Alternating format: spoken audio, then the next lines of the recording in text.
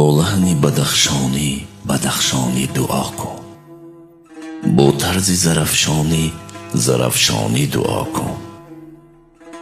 هم سغدی و خطلانی و هم رشت و حصاری، هر شیوه گفتار که بیتوانی دعا کن. گوییم خدا را که وبا را نبیارد، بر میهن تاجیک بلا را نبیارد. امروز که ماتم به سر دهر نشسته، دلهای همه اهل جهان زار و شکسته. هر لحظه ز هر ملک رسد صد خبری شوم، ره بسته و در بسته و هم چهره ای بسته. گوییم خدا را که وبا را نبیارد، بر میهن تاجیک بلا را نبیارد. گوییم خدا را که نبندد دری ما را، بر درد گرفتار نسازد سری ما را.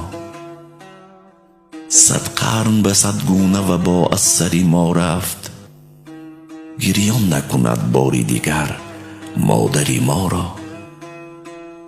گوییم خدا را که وبا را نبیارد، بر میهن تاجیک بلا را نبیارد. گوییم همه کاش وبای نبیاید، بر کشور ما ماتم خود را نفزاید. سرجم همه سوی خدا دست کشاییم، این فاجعه را از سر ما دور نماید. گوییم خدا را که وبا را نبیارد، بر میهن تاجیک بلا را نبیارد. ای بار خدا بر همه عافیت جان ده، آرامی و آسودگی بر روی جهان ده. بر جمله گرفتاری و با ده دوای، تو بنده نوازی و به هر بنده امان ده.